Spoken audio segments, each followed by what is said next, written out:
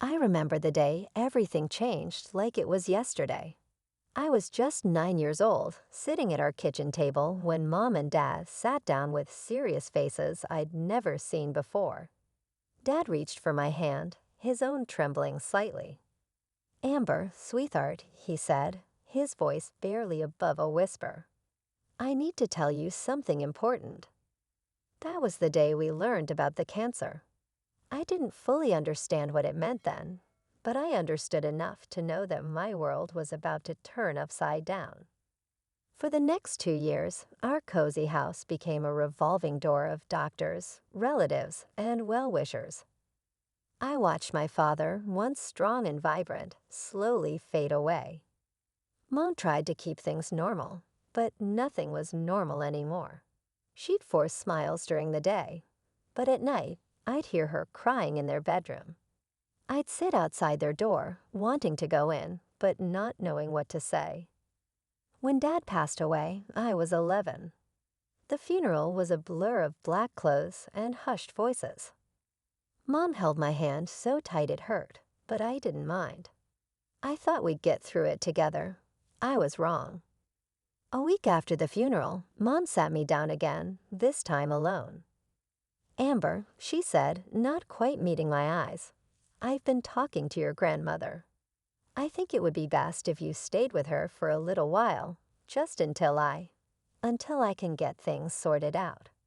"But why can't I stay here with you?" I asked, my voice small. "I need some time alone, honey, to process everything, to figure out how to move forward."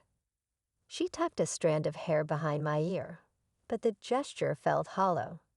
"It'll just be for a few months." Grandma Margaret, Dad's mother, picked me up the next day. She didn't say much during the drive to her house, but I could see her knuckles white on the steering wheel. When we arrived at her modest 2-story home, she helped me carry my bags to the guest room. Over the next few months, Mom would call every few weeks. The conversations always followed the same pattern. "When can I come home?" I'd ask. "Just be patient, sweetie. Just a little longer." "But I miss you." "I miss you too, but this is better for now. You understand, right?" I didn't understand. Neither did Grandma, though she never said outright. She'd just press her lips together whenever Mom called, her disapproval clear in the way she'd busy herself in the kitchen, banging pots and pans a little louder than necessary. Grandma made sure I never felt unwanted. She'd cook my favorite meals, help me with homework, and tell me stories about Dad when he was young. But no matter how comfortable I was at Grandma's, it wasn't home. I kept waiting for Mom to come back for me, to want me again. After 6 months at Grandma's, Mom finally came for me. I was doing homework at the kitchen table when I heard a car pull up outside. Through the window, I saw Mom step out of an unfamiliar blue sedan. A man I'd never seen before stayed in the driver's seat. "Amber." Mom burst through the door, more animated than I'd seen her since Dad died. Her hair was styled, her makeup fresh, and she was wearing a new dress. "I've got wonderful news." Grandma appeared from the living room, arms crossed. "Sarah, this is unexpected." Grandma's voice was careful, measured. "Amber, I want you to meet someone special." Mom was practically bouncing. "He's waiting in the car. He's a bit shy about coming in." But she grabbed my hands. "Amber, honey, I'm getting married. His name is Robert. He's absolutely wonderful, a successful businessman. And he has 2 daughters about your age. You'll have sisters. Isn't that exciting?" I looked at Grandma, whose face had turned to stone. "Sarah." Grandma's voice was careful, measured. "Don't you think this is a bit sudden?" "Oh, Margaret, when you meet him, you'll understand. He's perfect for us. Amber, he's going to be such a wonderful stepfather to you. And his girls, Emma and Lisa, they're 9 and 10.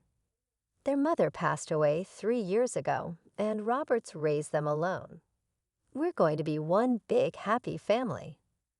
I peered out the window at the man in the car. He was staring straight ahead, not even glancing toward the house. "Come on, Amber," Mom said, already gathering my things. "Let's go home. The girls are waiting to meet you." The drive home was filled with Mom's chatter about Robert, the wedding plans, and how perfect everything would be.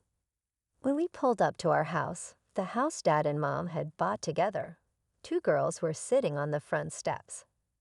They looked like matching dolls with their identical blonde hair and pink dresses. "Girls," Mom called out, waving. "Come meet Amber." I stepped forward, trying to smile. "Hi, I'm." "We know who you are." The taller one, Emma, cut me off. Her voice was sweet as honey, but her eyes were cold. "Our dad told us all about you." "Yeah, Lisa, the younger one, chimed in, but just so you know, he's not going to be your dad. He's our dad, and your mom is going to be our new mom." Emma added with a smile that didn't reach her eyes, "We're going to be one big happy family, right?" "Of course, sweetie," Mom beamed, completely missing the tension. 3 months later, I stood in front of a mirror in a plain blue dress, while Emma and Lisa twirled around in matching pink bridesmaid gowns. The wedding was about to start, and I could still hear the echoes of their screaming from earlier. "We will wear the same dress as her." They chat when Mom suggested matching dresses for all three of us. She's not even really part of the family. In the official wedding photos, I'm barely visible, thanks to Emma and Lisa strategically positioning themselves to block me out. As I stared at those photos later, I realized this wasn't going to be the family Mom had promised. Life in our blended family quickly settled into a routine. Robert wasn't cruel. He just acted like I was invisible. He'd come home from work, hug Emma and Lisa, kiss Mom, and walk right past me as if I were a piece of furniture. Mom, desperate to prove her devotion to her new husband, showered his daughters with attention while barely sparing a glance my way. The first Christmas after the wedding made it crystal clear where I stood. Emma and Lisa each got new iPads and designer clothes, while I received a basic phone and some discount store sweaters. Thank God for Grandma Margaret. She never forgot me. For my 13th birthday, she gave me a beautiful silver locket with Dad's picture inside. Emma spotted it around my neck at dinner. "That's so pretty," she said, eyes gleaming. "You should share it with me. That's what sisters do." When I refused, I found the locket's chain mysteriously broken the next day. Another time, Grandma sent me a limited edition set of art supplies. I love drawing, just like Dad had. A week later, I found my sketchbook soaked in water and the expensive pencil snapped in half. When I confronted Lisa, she just smiled. "Prove it was me," she said sweetly. "Mom," I tried showing her the ruined supplies. "Look what they did." "Amber, stop being dramatic," Mom sighed. "You probably left them out in the rain yourself. Stop trying to blame your sisters for everything." Then when I turned 15, Mom dropped another bombshell. She was pregnant. The house exploded with excitement, everyone except me, that is. Robert's daughters squealed about having a baby brother or sister, while I sat quietly, already knowing what this would mean. The baby, a boy they named Michael, arrived in spring. 3 weeks after Mom came home from the hospital, they called a family meeting in the living room. "Now that Michael's here," Mom began, not quite meeting my eyes, "we need to make some changes to the sleeping arrangements." Robert cleared his throat. "We think it would be best if you moved in with Emma and Lisa. Michael needs his own room." No, the word came out before I could stop it. I'm not sharing a room with them. This is my room. This is my father's house. The room went silent. "What did you say?" Mom whispered. "Dad bought this house," I continued, my voice growing stronger. "He paid for it. You and your daughters moved into our house, and now you want to take my room away." Robert's face turned red. Emma and Lisa sat with their mouths open, for once speechless. "How dare you?" Mom's voice shook. "How can you be so selfish after everything we've done for you?" Tears started rolling down her cheeks. "Robert has been nothing but good to you, and this is how you repay us." "Good to me?" I laughed, but there was no humor in it. "He doesn't even look at me." After that, the house became even more of a prison. Nobody spoke to me at meals. Mom and Robert acted like I wasn't there, and Emma and Lisa didn't even bother with their usual taunts. They just pretended I was invisible. The silence was somehow worse than their cruelty had been. After 3 days of complete silence in the house, I couldn't take it anymore. I picked up my phone and called the one person who had never let me down. When Grandma's car pulled into the driveway, I saw Mom and Robert watching from the kitchen window as I walked out with my backpack. They didn't try to stop me. If anything, they looked relieved. Life at Grandma's felt like being able to breathe again after years of holding my breath. We fell into an easy routine. Breakfast together every morning, homework at the kitchen table while she baked, and long talks about Dad and what he was like at my age. 2 months passed quickly. Then one morning, Grandma sat me down with her serious face on. "Amber, I need to tell you something," she said, taking my hands in hers. "I've been talking to your mother. She's willing to give up her parental rights, and I want to adopt you officially." I stared at her, hardly daring to believe it. "Really, really?"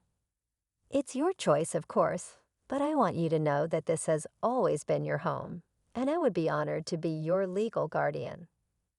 Tears welled up in my eyes as I hugged her. "Yes, please, yes." The legal process was surprisingly smooth. Mom signed the papers without hesitation. The only thing left was to get my remaining belongings from the house. When I went back, no one was home. I found all my things packed in boxes in the garage, covered in dust. My old room had been completely transformed into a nursery for Michael, painted blue with clouds on the ceiling. I loaded my boxes into Grandma's car without saying goodbye. They hadn't bothered to say goodbye to me, after all. High school was different now. Emma and Lisa still attended the same school, but we existed in parallel universes. We'd pass each other in the hallways without a glance, like strangers who had never shared a home. Sometimes I'd hear them laughing with their friends, talking about family vacations or weekend plans. But it was like listening to a radio station playing in another room, distant and disconnected from my reality. I threw myself into my studies, determined to make something of myself. Grandma supported me every step of the way, helping me with college applications and encouraging me to aim high. The day my acceptance letter arrived from State University, along with a partial scholarship offer, Grandma was more excited than I'd ever seen her. "I have something to tell you," she said that evening. "I've been saving for your college fund since the day your father died. I wanted to make sure you'd have options." The amount she had saved left me speechless. With the scholarship covering most of my tuition, we decided together to save most of the money for my future. I'd need it someday for grad school, or maybe to start my own life after college. Those first few years of college were transformative. I called Grandma every Sunday, visited during holidays, and finally felt like I was building my own life. My mother, Robert, and their perfect little family became distant memories, like characters in a story I'd read long ago. The call came during my final semester of senior year. "Amber," Grandma's voice was weaker than I'd ever heard it. "The doctors found something." I started making the trip home every weekend after that. Each time, Grandma seemed a little freer, a little more tired, but she never lost her spirit. "Don't you dare skip any classes for me," she'd insist, even as the hospital machines beeped around her. "I didn't save all that money for your education, just for you to play nurse to an old woman. When graduation day came, Grandma was too weak to attend. The nurses helped prop her up in her hospital bed, and we set up her smartphone so she could watch the live stream. After I crossed the stage and got my diploma, I looked directly into the camera and blew her a kiss. Later, she told me she cried through the whole ceremony. I went straight from graduation to the hospital. For the next week, I barely left her side. We talked about everything and nothing. Memories of Dad, her childhood story, her hopes for my future. Then one quiet morning, while I was holding her hand, she slipped away peacefully in her sleep. Planning the funeral felt surreal. I was choosing flowers and making arrangements in the same house where Grandma and I had shared breakfast just weeks ago. Then on the day of the service, I saw them, my mother, Robert, Emma, Lisa, and a young boy I barely recognized as my half-brother. Michael walked into the funeral home. 7 years had changed them. Emma and Lisa were now grown women, and Michael, who I'd last seen as a baby, was now a grade schooler in a small black suit. The ceremony passed in a blur. I stood alone by the casket, accepting condolences from distant relatives and Grandma's friends. Then suddenly, Mom was there. "Amber," she said softly, her eyes red from crying. "I'm so sorry for your loss, Margaret. She was a wonderful woman." I nodded, not trusting myself to speak. "Listen," Mom continued, twisting her hands together nervously. "I know it's been a long time, but would you consider coming to dinner with us? All of us. We'd like to try to make things right." Looking at her face, lined now with age and grief, I felt the weight of all our unsaid words. "I'll think about it," I managed to say. A week later, after meeting with Grandma's lawyer and learning she left me everything, the house, her savings, all of it, I made my decision. Maybe it was time to face the past. The house I'd grown up in looked smaller somehow, shabbier. The paint was peeling, the garden overgrown. Inside, Robert, Emma, Lisa, and Michael were waiting around the dining room table. The awkward silence was broken only by the clinking of silverware against plates. So, Mom finally said, forcing brightness into her voice, "What are your plans now that you've graduated?" I took a slow sip of water before answering. "I'm staying in town, actually. Going to live in Grandma's house." The flash of satisfaction in Mom's eyes was quick, but I caught it. Something about that look made me uneasy, though I couldn't say why.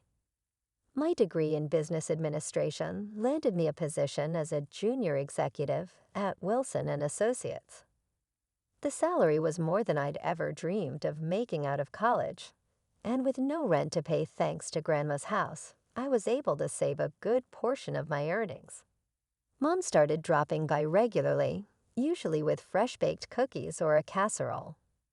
At first, our conversations were awkward, filled with long pauses and careful words. But gradually, she began opening up about their struggles. The heating bill was so high this month, she'd sigh, or "Michael's growing so fast. He needs new shoes again." The first time I offered help, it was almost automatic.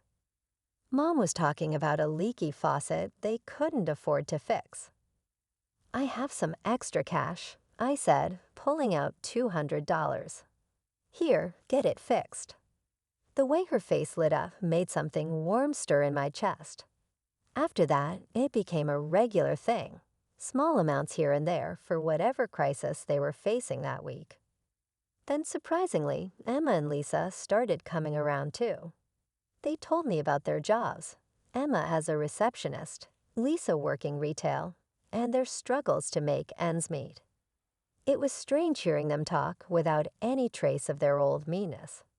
When Mom mentioned that Michael needed a laptop for school, I didn't hesitate.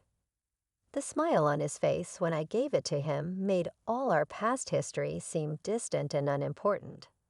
"You're the best big sister ever," he said, hugging me. It was our first real hug. The real breakthrough came during my business trip to New York, when Emma and Lisa asked if they could tag along. I was hesitant at first, but their excitement was contagious. "We've never been anywhere," Lisa admitted. "Dad always said we couldn't afford it." I booked them economy tickets and found a decent tourist class hotel in Manhattan. Watching them experience New York for the first time was like seeing the city through new eyes. They took pictures of everything, gasped at the height of the skyscrapers, and couldn't stop talking about how amazing it all was. During our dinner at a small Italian restaurant in Little Italy, Emma raised her glass of house wine. "To family," she said. For the first time, the word didn't feel wrong. Back home, our regular dinners became a tradition. Mom, Emma, and Lisa would always insist on choosing budget-friendly restaurants, and they never ordered anything expensive. They seemed genuinely grateful for everything, no matter how small. Mom's call came on a Tuesday afternoon, just like any other.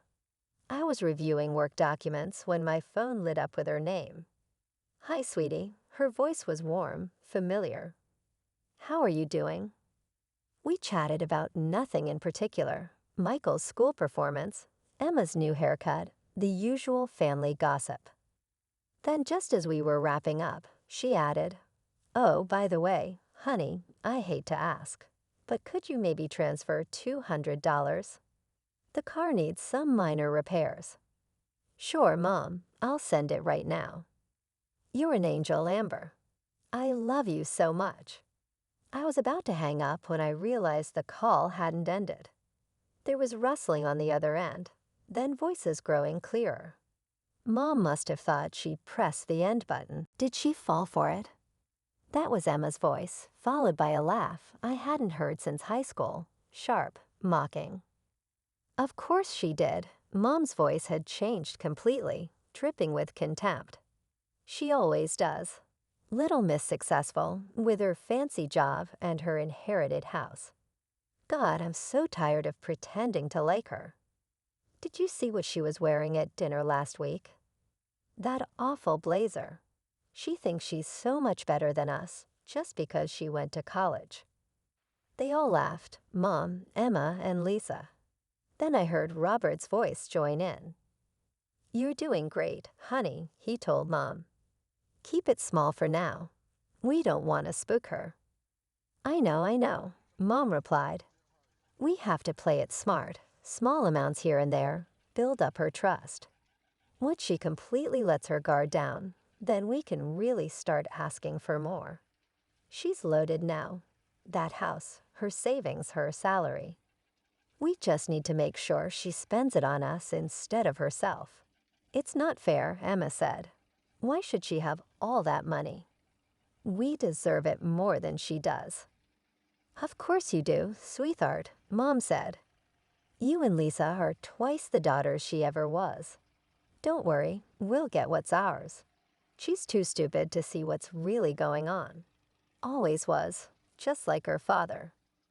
I ended the call with a single press of my finger, but their laughter kept echoing in my ears. The family I thought I'd finally found had never existed.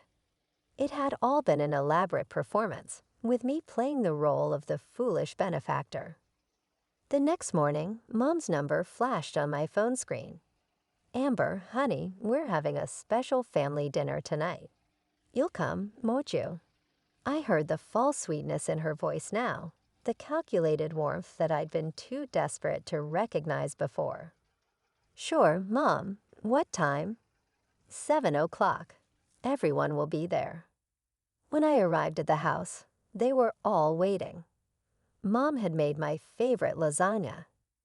Emma and Lisa were dressed up, playing their roles perfectly. Even Michael seemed to have been coached to be extra affectionate. "Amber," Mom rushed to hug me. "You look tired, sweetie. Work keeping you busy." I returned her hug mechanically, noting how she exchanged quick glances with Robert throughout dinner. They kept up their performance, asking about my job, laughing at each other's jokes, playing the perfect family. I watched them like I was seeing a play. noticing every forced smile, every calculated gesture. Finally, as we were finishing dessert, Mom cleared her throat. "Amber, honey, we actually wanted to talk to you about something important." She reached for Robert's hand, their practiced move for serious conversations. "The house. Well, we've had some structural issues come up. The foundation needs urgent repairs. We've gotten estimates," Robert added, trying to sound fatherly. "It's going to cost about $10,000. Mom leaned forward, her eyes wide and hopeful. "We hate to ask, but since you're doing so well." I smiled, and I saw Mom's face light up with triumph. She thought she had me. No, the word fell into the silence like a stone into still water. "What?" Mom's smile faltered. I said no. Not $10,000. Not $10. Not another cent. Emma and Lisa exchanged confused looks. Robert sat up straighter. "But honey," Mom started, "we really need." I interrupted. "You forgot to hang up the phone yesterday, Mom." I kept my voice calm, almost conversational. "After you asked for that $200. The color drained from her face. Emma and Lisa froze. Even Michael, who probably didn't understand what was happening, stopped eating his cake. "I heard everything," I continued. "About how tired you are of pretending to like me. About how you've been playing me for money. About how you think I'm stupid, just like my father." I turned to Emma and Lisa. "About how you deserve my money more than I do." We were just joking. Lisa burst out. "It wasn't serious." "Amber, sweetie," Mom reached for my hand. I pulled it away. "You're misunderstanding." "The only thing I misunderstood was thinking you had changed." I stood up from the table. "But you know what? I should thank you. You've finally shown me who you really are. And now I can stop wasting my time trying to build a relationship with people who see me as nothing but an ATM." I walked out of that house for the last time, ignoring their calls behind me.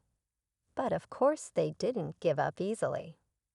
The calls started that night, first Mom, then Robert, then the sisters. Voicemails, text messages, emails, all begging forgiveness, claiming it was just a joke, that I was overreacting. When I blocked their numbers, they started showing up at my house, knocking on my door at all hours. I knew I needed a clean break. The next morning, I walked into my boss's office. "Janet, remember when you mentioned expanding the New York office?" 2 weeks later, I had a transfer approval in hand. I listed Grandma's house with a realtor, and it sold quickly. The market was good, and it was in a prime location. I found a beautiful apartment in Manhattan's Upper West Side, with big windows and a view of the park that would have made Grandma smile. Sometimes on quiet evenings, I think about them: Mom, Robert, Emma, Lisa, and little Michael. I hope Michael grows up to be different from them, but I don't regret my decision. I learned that family isn't about blood or legal documents. It's about love, real love, not the kind that comes with price tags and hidden fees.